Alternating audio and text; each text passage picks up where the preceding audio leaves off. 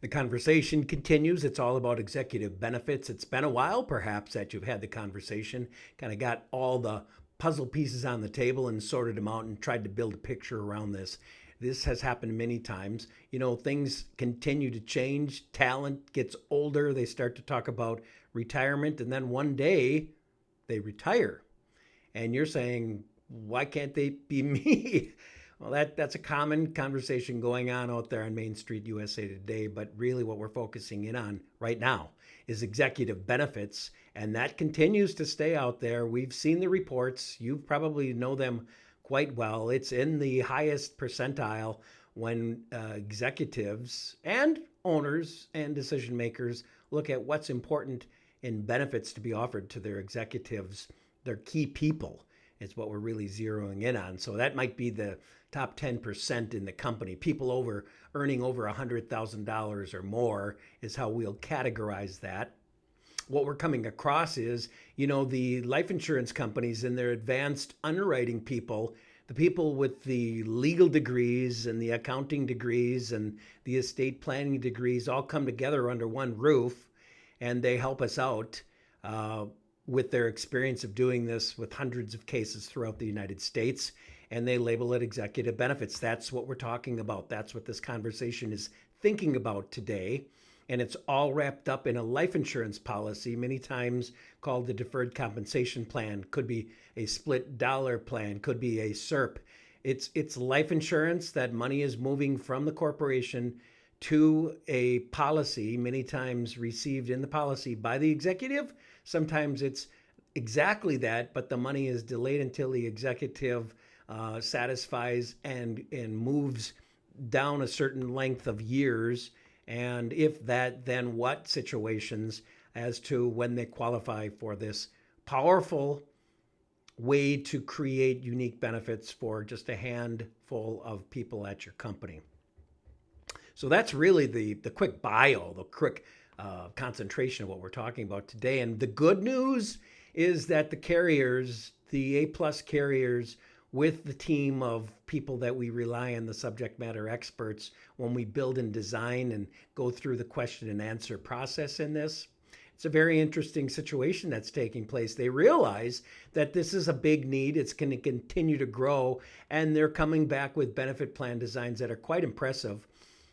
Just like most people in different industries, this industry, the life insurance industry in this note here, is finally catching on with digital enrollment.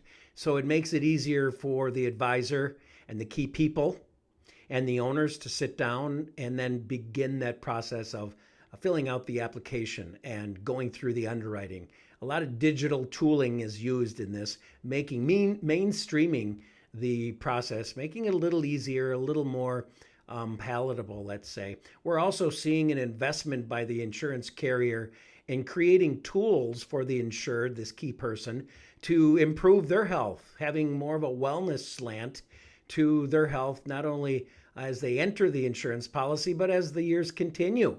And the executive gets older and earns more money and has bigger responsibilities and a tendency for stress and bigger things set in on them.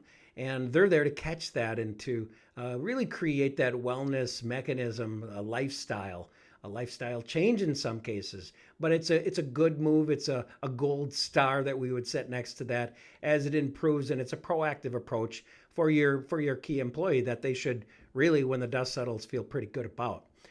Chronic illness rider is now being added. So what that means for those of us who have forgotten, chronic illness is chronic illness. You're an insured. It's determined that you have a chronic illness, and you file that claim with the insurance carrier, the life insurance carrier in this case, on the key executive, and they begin possibly as much as 70% of the death benefit becomes eligible before the individual dies. Because it's a chronic illness situation. Think about that one, how that could be a valuable tool for your corporation if the corporation, in the way this was designed and set up, is the owner and the beneficiary, or possibly you split some of the beneficiary status, and the beneficiary status in part is going to the insured's family or the insured. This could be a unbelievable financial situation for them to be set in, knowing that relief is on the way. So that's a powerful tool that we like to talk about. A couple things going out here today. Again, this is a product and a design that's written for people that are considered key people. There must be an employer-employee relationship. The individual must be an earner of at least $100,000 a year.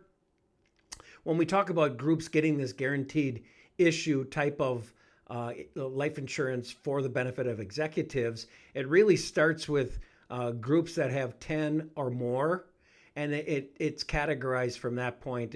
It's really a interesting conversation to have as we break it out and talk more about the benefits. So there's much more that we can talk about on this subject, but what I want to encourage you to do is look into and continue to study what the ways are today that a decent, impressive, not only from you, but for you, but for your executive, when they walk away and go, I've got an executive benefit plan that really satisfies a lot of the things I was thinking about, wasn't even thinking about. So it's all about executive benefits today. Let's talk again soon.